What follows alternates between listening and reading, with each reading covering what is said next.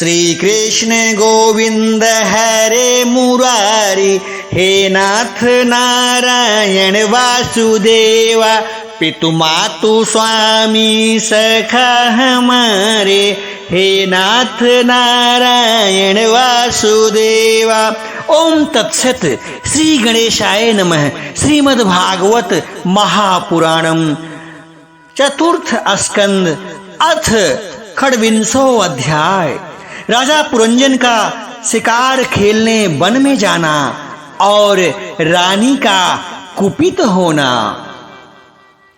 श्री नारद जी कहते हैं कि राजन, एक दिन राजा पुरंजन अपना विशाल धनुष, सोने का कवच और अक्षय तरकस धारण करके अपने 11वें सेनापति के साथ 5 घोड़ों के शीघ्रगामी रथ में बैठकर पंचप्रस्थ नाम के वन में गया।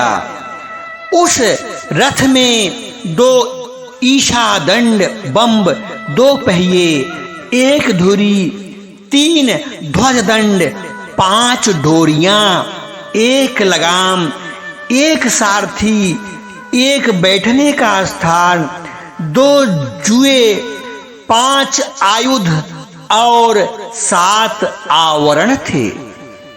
वह 5 प्रकार के चालों से चलता था तथा उसका साजबाज सब सुनहरा था। यद्यपि राजा के लिए अपनी प्रिया को क्षण भर भी छोड़ना बड़ा ही कठिन था, किंतु उस दिन उसे शिकार का ऐसा शौक लगा कि उसकी भी परवाह न करते हुए वह बड़े गर्व से धनुष बाण लेकर धनुष पर बाण चढ़ाकर आखेट करने लगा। इस समय आसुरी वृत्ति बढ़ जाने से उसका चित्त कठोर और दया शून्य हो गया था। इससे उसने अपने तीखे बाणों से बहुत से निर्दोष जंगली जानवरों का वध कर डाला।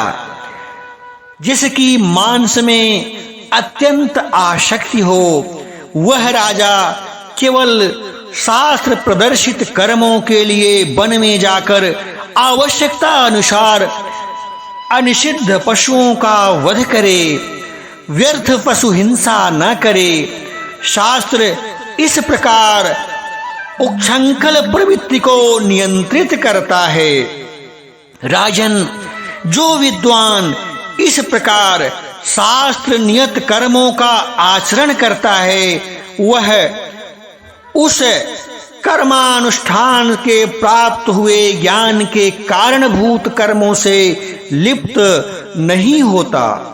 नहीं तो मनमाना कर्म करने से मनुष्य अभिमान के वशीभूत होकर कर्मों में बंध जाता है तथा गुण प्रवाह रूप संसार चक्र में पड़कर विवेक बुद्धि के नष्ट हो जाने से अधम योनियों में जन्म लेता है। पुरंजन के तरह तरह के पंख वाले बाणों से छिन्न भिन्न होकर अनेकों जीव बड़े कष्ट के साथ प्राण त्यागने लगे। उसका वह निर्दयतापूर्ण जीव संहार देखकर सभी दयालु पुरुष बहुत ही दुखित हुए। वे इसे सह नहीं सके। इस प्रकार वहां खरगोश, सुअर, भैंसें, नीलगाय, कृष्ण मृग, शाही तथा और भी बहुत से मेध्य पशुओं का वध करते करते राजा पुरंजन बहुत थक गया। तब वह भूख प्यास से अत्यंत शिथिल हो वन में लौटकर राजमहल में आया।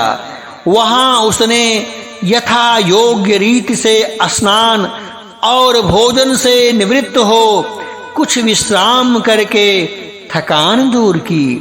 फिर गंध, चंदन और माला आदि से सुसज्जित हो सब अंगों में सुंदर सुंदर आभूषण पहने। तब उसे अपनी प्रिया की याद आई। वह भोजनादि से तृप्त, हृदय में आनंदित, मद से उन्मत्त और काम से व्यथित होकर अपनी सुंदरी भार्या को ढूंढने लगा, किंतु उसे वह कहीं भी दिखाई नहीं दी। प्राचीन वहीर्य तब उसने चित्त में कुछ उदास होकर के अंतःपुर की स्त्रियों से पूछा, सुंदरियों, अपनी स्वामिनी के सहित तुम सब पहले की ही तरह कुशल से हो ना? क्या कारण है आज इस घर की संपत्ति पहले जैसी सुहावनी नहीं जान पड़ती? घर में माता अथवा पतिपरायणा भार्या न हो तो घर बिना पहिए के रथ के समान हो जाता है। फिर उसमें कौन बुद्धिमान दीन पुरुषों के समान रहना पसंद करेगा? अतः बताओ, वह सुंदरी कहाँ है जो दुख समुद्र में डूबने पर मेरी विवेक बुद्धि को पद पद पर जागृत करके मुझे उस महान संकट से उबार लेती है? स्त्रियों ने कहा कि नरनाथ, मालूम नहीं आज आपकी प्रिया ने क्या ठानी है। शत्रुदमन, देखिए वे बिना बिछौनों के पृथ्वी पर ही पड़ी हुई हैं।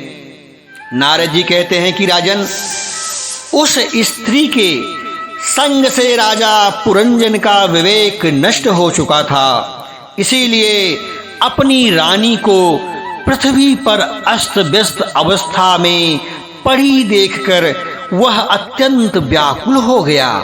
उसने दुखित हृदय से उसे मधुर वचनों द्वारा बहुत कुछ समझाया, किंतु उसे अपनी प्रेसी के अंदर अपने प्रति प्रणय कोप का कोई चिन्ह नहीं दिखाई दिया। वह मनाने में भी बहुत कुशल था, इसीलिए अब पुरंजन ने उसे धीरे धीरे मनाना आरंभ किया। उसने पहले उसके चरण छुए, फिर गोद में बिठाकर बड़े प्यार से कहने लगा। पुरंजन बोला कि हे सुंदरी, वे सेवक तो निश्चय ही बड़े अभागे हैं, जिनके अपराध करने कर स्वामी उन्हें अपना समझकर शिक्षा के लिए उचित दंड नहीं देते। सेवक को दिया हुआ स्वामी का दंड तो उस समय उस पर बड़ा ही अनुग्रह होता है। जो मूर्ख हैं उन्हीं को क्रोध के कारण अपने हितकारी स्वामी के किए हुए उस उपकार का पता नहीं चलता है। सुंदर दंतावली और मनोहर भावों से शोभा पाने वाली मनस्विनी, अब यह क्रोध दूर करो और एक बार मुझे अपना समझकर प्रणय भार तथा लज्जा से झुका हुआ एवं मधुर मुस्कानमयी चितवन से सुशोभित अपना मनोहर मुखड़ा दिखाओ। अहो, भ्रमर पंक्ति के समान नीली अलकावली, उन्नत नासिका और सुमधुर वाणी के कारण तुम्हारा वह मुखारविंद कैसा मनोमोहक जान पड़ता है। वीर पत्नी, यदि किसी दूसरे ने तुम्हारा कोई अपराध किया हो तो उसे बताओ। यदि वह अपराधी ब्राह्मण कुल का नहीं है तो मैं उसे अभी दंड देता हूँ। मुझे तो भगवान के भक्तों को छोड़कर त्रिलोकी में अथवा उससे बाहर ऐसा कोई नहीं दिखाई देता जो तुम्हारा अपराध करके निर्भय और आनंद पूर्वक रह सके। प्रिय, मैंने आज तक तुम्हारा मुख कभी तिलकहीन, उदास, मुरझाया हुआ, क्रोध के कारण डरावना, कांतिहीन और स्नेह शून्य नहीं देखा, और न कभी तुम्हारे सुंदर स्तनों को ही शोकाश्रुओं से भीगा हुआ तथा बिंबा फल सदृश अधरों को स्निग्ध केसर की लाली से रहित देखा है।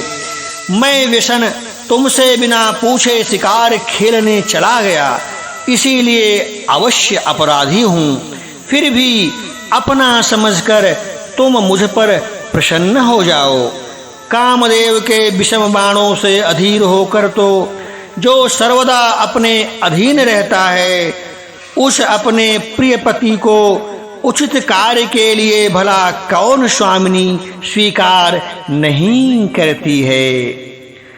श्रीमद्भागवते महापुराणे पारमहंस्या संहिताया चतुर्थ स्कंदे पुरंजनोपाख्याने खड्विंशो अध्याय संपूर्णम्। बोलो वृंदावन बिहारी लाल की जय।